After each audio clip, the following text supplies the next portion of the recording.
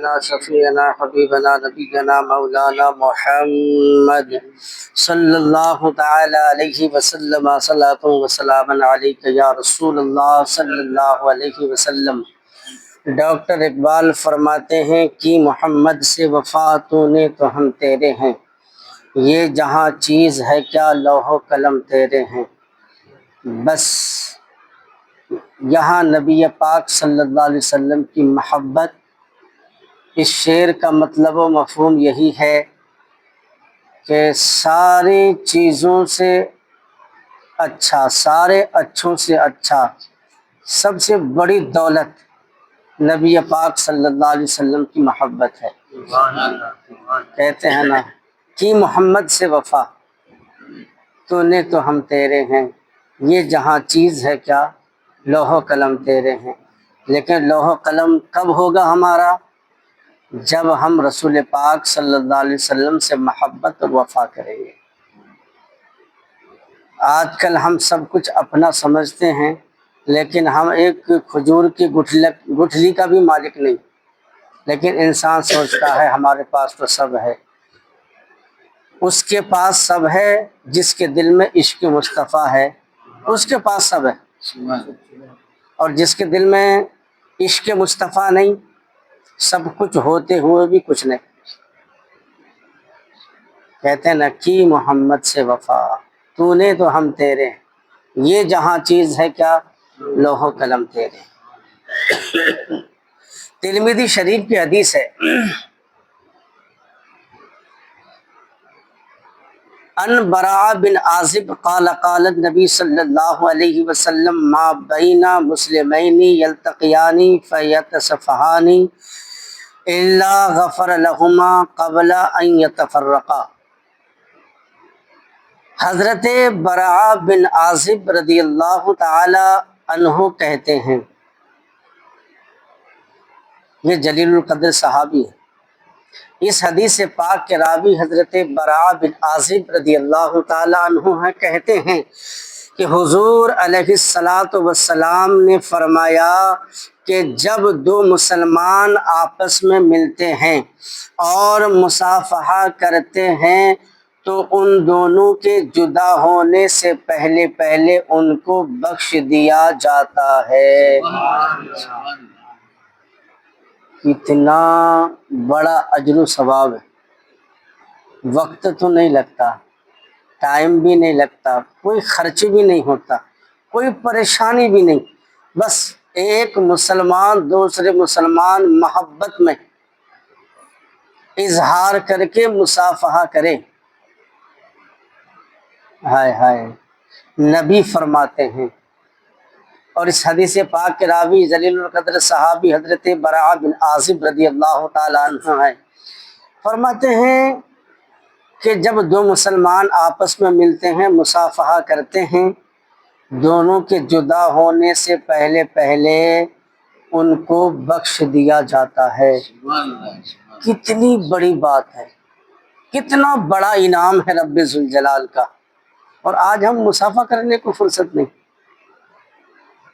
ہائے ہائے، جس کام میں بخشش کا ذریعہ ہو اور نبی پاک صلی اللہ علیہ وسلم کا فرمان ہو، پھر مسلمان اس عمل کو نہ کرے اور کوئی پریشانی بھی نہ ہو اس عمل میں، کوئی دقت بھی نہیں، کوئی مال خرچ بھی نہیں ہوتا، کوئی طاقت کی ضرورت نہیں پڑتی، تو اتنی بڑی انمول نعمت کو مسلمان چھوڑتا ہے، اس سے بڑا کم عقل تو کوئی نہیں ہوگا۔ ہاں، کبھی بھی ایک مسلمان دوسرے مسلمان کو ملے نا تو آپس میں مصافحہ کیا کریں، بہت بڑی فضیلت ہے۔ حضرت عطاء خراسانی رضی اللہ تعالی عنہ سے روایت ہے کہ حضور علیہ الصلاۃ والسلام نے فرمایا کہ آپس میں مصافحہ کیا کرو، اس میں کینہ دور ہوگا، یعنی دل میں جو بغض ہوتا ہے، جو کینہ، جو حسد ہوتا ہے، اس سے دور ہوتا ہے۔ لیکن مصافحہ کرنے کا طریقہ ہے، لیکن آج کل بہت سارے لوگ ایسے ہیں جو مصافحہ کرنے کا طریقہ پتہ نہیں ہوتا۔ جو سنت طریقہ ہے، ابھی مصافحہ کریں گے تو میں بتلاؤں گا انشاءاللہ۔ تو مصافحہ کرنے سے بغض، کینہ، حسد دل سے دور ہوتا ہے۔ اور سب سے بڑی ناپاکی جو دل کی جو غلاظت ہے نا، وہ بغض ہے، وہ کینہ ہے۔ کینہ اور بغض اور حسد ایک ایسی بڑی بیماری ہے، ایسی بڑی بیماری، یہ ایسے نیکیوں کو کھاتی ہے جیسے دیمک لکڑیوں کو کھا جاتی ہے۔ ایسے آپ کے اعمال کو یہ بغض اور کینہ اور حسد ایسے کھانے شروع کریں گے اندر اندر، آپ اعمال کرتے رہیں، وہ دیمک لگ گیا، کھاتے رہیں کھاتے رہیں کھاتے رہیں، اور وہ دیمک کب ظاہر ہوگا؟ کل قیامت کے دن اللہ تبارک و تعالی حکم فرمائے گا، اے فرشتو اس کے نام اعمال چیک کرو، یا اللہ اس کے نام اعمال میں کوئی گناہ نہیں، پھر چیک کرو، یہاں تک کہ ایک بات ملے گی، اس نے کسی کے لیے اپنے دل میں برا سوچا تھا۔ بغض کینہ وہ بڑی بڑی بیماری ہے، بڑی بلا ہے، بڑی مصیبت ہے، ہمیں چاہے یا دنیا میں سمجھ میں آئے نہ آئے، لیکن بہت بڑی مصیبت ہے، اور کسی دوسرے کے لیے نہیں، خود کے لیے۔ تو اللہ تبارک و تعالیٰ فرمائے گا روک تو اس کے رجسٹر کو بند کر دو، جب تک میرا وہ بندہ معاف نہیں کرے گا، میں بھی جس کے لیے برا سوچا تھا وہ میدان محشر میں ڈھونڈے گا، اور یہ آسانی والی نہیں ہوگی، زمین تانبے میں بدل جائے گی، سورج چوتھے آسمان پر ہے، اور سورج کی جو پیٹھ ہے وہ زمین کی طرف ہے، رخ آسمان کی طرف ہی ہے، سورج کی پیٹھ ہے ابھی زمین کی طرف، اور کہاں ہے؟ چوتھے آسمان پر، اس کی گرمی ہم سے برداشت نہیں ہوتی۔ یہ زمین ہے، مٹی ہے، اور میدان محشر میں مٹی نہیں، یہ زمین تانبے میں بدل دی جائے گی۔ سورج سیدھا ہو کر سبا بانس کے قریب، بانس کی لمبائی کتنی ہوتی ہے؟ 25 فٹ، 30 فٹ، 35 فٹ، 40 فٹ، یعنی سبا بانس یوں مانے 50 فٹ کے برابر، اتنا قریب سورج زمین تانبے کی، اور وہاں سبھی ہوں گے، حضرت آدم سے لے کر صبح قیامت تک آنے والی روحیں سبھی ہوں گی، اتنی بھیڑ میں، حیرانی اور پریشانی میں، پیاس کے مارے گلا ایسا سوکھے گا، ہائے ہائے، اس پرختن وقت میں ڈھونڈے گا کیسے نہیں ڈھونڈے گا، وہاں کہاں بہانہ بنائے گا، وہاں تو سب چیزیں ظاہر ہو جائیں گی نا، جہنم کی لہکتی ہوئی آگ کے شعلے بھی، بھڑکتے ہوئے آگ کے شعلے وہ بھی دیکھیں گے، اور جنت کے عیش و آرام بھی، یہاں تک کہ وہ انسان ملے گا، کہے گا یار میں نے تیرے لیے دنیا میں برا سوچا تھا، مجھے معاف کر دو۔ وہ انسان کہے گا اب موقع ہے، معاف، ایک شرط ہے۔ بولے بتاؤ تو صحیح شرط کیا ہے؟ بولے تم مجھے اپنی ساری نیکیاں دے دو، ساری نیکیاں دے دو، دینا پڑے گا، وہاں تو میزان عدل میں ہے نا، وہاں تو میزان عدل ہے، ہائے ہائے، یہاں تک کہ وہ ساری نیکیاں دے دے گا اور اس کے سارے گناہ لے لے گا، نیکیاں کر کے جہنم میں گیا اور وہ گناہ کر کے بھی جنت میں۔ تو اسی لیے کہتا ہوں پیارے، کسی کے بارے میں برا مت سوچ، یہ اپنا نقصان ہے۔ تو نبی فرماتے ہیں کہ آپس میں مصافحہ کیا کرو، اس سے کینہ دور ہوگا۔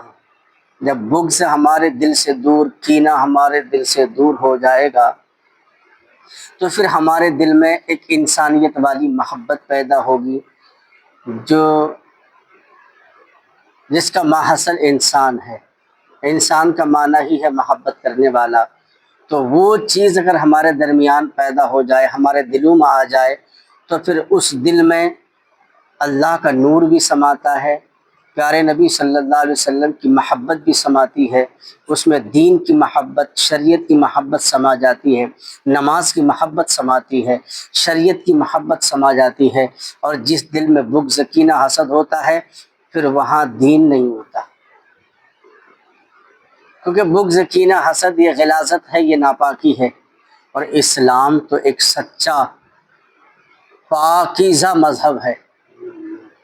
آپ ناپاک جگہ کھڑا ہونا گوارا کریں گے؟ کوئی گندی جگہ نہیں نا۔ تو وہ اتنا پیارا رب ذوالجلال کا پسندیدہ مذہب، مذہب اسلام، وہ کلمہ رب ذوالجلال کا پاکیزہ نام، پیارے نبی صلی اللہ علیہ وسلم کا پیارا نام، پھر اس دل میں کیسے سمائے گا جس دل میں بغض جیسی بیماری ہو؟ تو اس لیے نبی فرماتے ہیں کہ مصافحہ کیا کرو، مصافحہ سے بغض کینہ حسد دور ہوتا ہے۔ ایک حدیث پاک میں ہے، حضرت ابو داؤد شریف کی حدیث ہے، اور یہ حدیث مشکات شریف کے اندر بھی موجود ہے۔ حضرت زرع جو وفد عبد القیش میں شامل تھے، وفد عبد القیش میں شامل تھے، فرماتے ہیں کہ جب ہم مدینے میں آئے تو ہم جلد جلد اپنی سواریوں سے اتر پڑے، اور ہم نے حضور علیہ الصلاۃ والسلام کے دست مبارک اور پائے مبارک کو بوسہ دیا۔ تو اس سے پتہ چلا کہ اپنے بزرگان دین کے دست مبارک کو بوسہ دینا، عالموں کے دست مبارک کو بوسہ دینا، کیونکہ نبی پاک نے فرمایا نا کہ جس نے عالموں کا چہرہ دیکھا اس نے مجھے دیکھا، جس نے عالموں سے مصافحہ کیا اس نے مجھ سے مصافحہ کیا، جس نے عالموں کی صحبت میں بیٹھا گویا کہ اس نے میری صحبت میں بیٹھا۔ تو اس حدیث پاک سے پتہ چلا کہ بزرگان دین کے دست بوسی کرنا یہ صحابہ کی سنت ہے، اور نبی پاک صلی اللہ علیہ وسلم نے منع بھی نہیں فرمایا۔ کچھ لوگ کہتے ہیں ہم تو بوسہ نہیں دیتے، ہم تو ہاتھ نہیں چومتے بزرگان دین کی، تو وہ بد نصیب ہے۔ ہاں، کیونکہ یہ صحابہ سے قول ہے، اور نبی پاک صلی اللہ علیہ وسلم کے دست مبارک کو بوسہ دیا گیا، اگر اس میں کوئی کمی ہوتی تو بھی منع فرما دیتے، لیکن نبی پاک صلی اللہ علیہ وسلم نے منع نہیں فرمایا۔ دینی پیشواؤں اور کا ہاتھ اور پاؤں چومنا جائز ہے۔ حضرت شیخ عبدالحق محدث دہلوی رحمۃ اللہ علیہ اشیۃ العامات جلد 4 صفحہ نمبر 21 پر فرماتے ہیں کہ بوسہ دادن دست عالم متورع را جائز، یعنی پرہیزگار عالم کا ہاتھ چومنا جائز ہے، اور دست و باز گفتاند مستحب است، اور علماء نے فرمایا کہ مستحب ہے۔ جو عالم بعمل ہے، اولیاء کاملین ہے، سادات کرام ہیں، ہاتھ کو بوسہ دینا مستحب ہے۔ اور وفد عبد القیش کی حدیث کے تحت فرماتے ہیں عظیم، اس حدیث شریف سے پاؤں چومنے کا جواز ثابت ہوا، اور یہ در مختار بحث مصافحہ کے اندر بھی یہ بات موجود ہے۔ برکت کے لیے عالم اور پرہیزگار آدمی کا ہاتھ چومنا جائز ہے۔ ہر نماز با جماعت کے بعد بھی مصافحہ کرنا جائز ہے، یعنی در مختار کے اندر موجود ہے۔ یعنی بعد نماز عصر بھی مصافحہ کرنا جائز ہے۔ فقہا نے جو اسے بدعت فرمایا وہ بدعت مباح حسنہ ہے، جیسا کہ امام نووی نے اپنے اذکار میں فرمایا، اسی کے تحت یعنی رد المختار کے اندر بھی یہ بات موجود ہے۔ یعنی امام نووی فرماتے ہیں ہر ملاقات کے وقت مصافحہ کرنا سنت ہے۔ فجر اور عصر کی نماز کے بعد جو مصافحہ کا رواج ہے اس کی شریعت میں کوئی اصل نہیں، لیکن اس میں کوئی حرج بھی نہیں ہے۔ شیخ ابو الحسن بکری رحمۃ اللہ تعالی علیہ فرماتے ہیں صبح و عصر کی قید یعنی فقط لوگوں کی عادت کی بنا پر ہے جو امام نبی کے زمانے میں تھی، ورنہ ہر نماز کے بعد مصافحہ کا یہی حکم ہے اور جائز ہے۔ فتویٰ جلد شامی کے اندر موجود ہے۔ وہابی غیر مقلد دونوں سے مصافحہ کرنے کو ناجائز و خلاف حدیث اور بدعت بتاتے ہیں، یہ اس کی جہالت ہے۔ اور حضرت شیخ عبدالحق محدث دہلوی علیہ الرحمہ اشیۃ الامات کے اندر فرماتے ہیں کہ مصافحہ سنت ہے اور نزد ملاقات یہ کار خیر اور اچھا کام ہے۔ رسول پاک صلی اللہ علیہ وسلم فرماتے ہیں مصافحہ کرنے سے دو مسلمان کے درمیان اس کے ہاتھ کو جدا ہونے سے پہلے پہلے اللہ تبارک و تعالی معاف فرما دیتا ہے۔ تو لہٰذا ہم اور آپ کو چاہیے کہ آپس میں مصافحہ کیا کریں، معانقہ کیا کریں اور ایک دوسرے کو سلام بھی کیا کریں۔ جو پرسوں کے بیان میں تھا کہ آج کل ہمارے درمیان محبت کیوں نہیں ہے، باپ بیٹوں میں، ماں بیٹیوں میں، بھائی بھائی میں، رشتہ داریوں میں، اپنے عزیز و اقربا میں، اہل و عیال میں، پڑوسیوں میں محبت کیوں نہیں ہے؟ اس لیے کہ ہم نے سلام کرنا چھوڑ دیا۔ پیارے نبی صلی اللہ علیہ وسلم فرماتے ہیں کہ سلام کرو اس سے محبت بڑھتی ہے۔ ہم نے کبھی اپنے بچوں کو سلام نہیں کیا تاکہ اگر ہم 2 مرتبہ یا 3 مرتبہ یا 10 مرتبہ اپنے بچوں کو سلام کریں تو ایک دن ہمارا بچہ بھی ہم کو سلام کرے گا۔ جب آپ کا بیٹا، آپ کا بچہ، آپ کا نور نظر آپ کو سلام کرے تو آپ کے دل میں کتنی خوشیاں پیدا ہوں گی اور کتنی محبتیں بڑھیں گی۔ آپ اس بات کا خود اندازہ لگا سکتے ہیں۔ اسی لیے اگر ایک مثال کے طور پر آپ نے اپنے بیوی کو سلام کیا، وہ نہیں کرتی ہے شرم کے مارے، آپ نے 1 بار 2 بار 3 بار، جھجک ان کی بھی ختم ہوئی۔ اگر آپ کی بیوی نے آپ کو سلام کیا تو ذرا سوچو کہ دل میں کیا کیفیت پیدا ہوتی ہے، محبت بڑھتی ہے نا، ایک عجیب کیفیت، ایک خوشی کی لہر دل میں ہوتی ہے نا۔ اگر ایک بات یہ بھی ہے، اگر محبت کا تقاضا ہے کہ ایک یار دوسرے یار سے ملا اور وہ بنا سلام کیے چلا گیا، تو یار اتنی بھی محبت نہیں رہی کہ سلام بھی کرنا چھوڑ دیا۔ تو نفرت کا سب سے پہلا نام کیا ہے؟ سلام چھوڑنا۔ اور محبت کا پہلا پیغام ہے سلام کرنا۔ نفرت سلام چھوڑنا ہے، محبت سلام کرنا ہے۔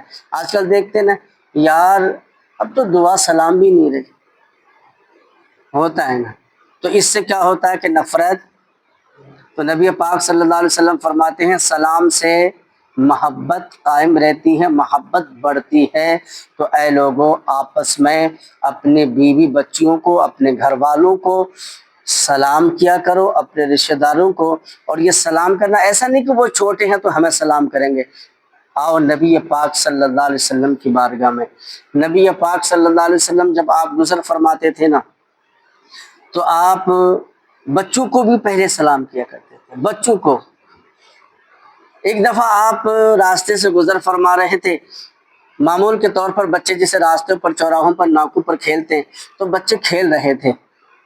تو بچوں نے دیکھا کہ ارے نبی رسول اللہ صلی اللہ علیہ وسلم آ رہے ہیں، کھیل چھوڑ کر کھڑے ہو جاؤ، جب نبی آئیں گے نا آج ہم پہلے سلام کریں گے۔ روز نبی پاک صلی اللہ علیہ وسلم ہمیں سلام کر دیتے ہیں پہلے، لیکن کھیل چھوڑ کر شطر ہو جاؤ، آج ہم پہلے سلام کریں گے۔ اور جب نبی پاک صلی اللہ علیہ وسلم پہنچے تو آپ نے پھر پہلے سلام کر دیا۔ تو نبی پاک صلی اللہ علیہ وسلم نے بچوں کو سلام میں پہل کیا کرتے، آج ہم اپنے گھر کے بچوں کو سلام کرنے کو شرماتے ہیں۔ تو بتاؤ محبت کہاں سے آئے گی گھر میں؟ ہم اپنے بیوی کو، نبی پاک صلی اللہ علیہ وسلم جب اپنے ازواج مطہرات کے حجر انور میں داخل ہوتے تو آپ اپنے بیویوں کو سلام کیا کرتے تھے، اور آج ہم اپنے گھروں میں جاتے سلام کرتے ہیں؟ سلام کر کے۔ اس سے کیا ہوتا ہے؟ گھر میں پیار اور محبت بڑھتی ہے۔ تو اے لوگوں، آپس میں مصافحہ کیا کرو۔ نبی پاک صلی اللہ علیہ وسلم فرماتے ہیں کہ ہاتھ الگ ہونے سے پہلے پہلے ان کو بخش دیا جاتا ہے۔ یہ بہت بڑی بات ہے، بہت بڑی بات ہے۔ اللہ تبارک و تعالی ہم سب کو نبی پاک صلی اللہ علیہ وسلم کی سنتوں پر عمل کی توفیق عطا فرمائے، آمین۔ استغفر اللہ رب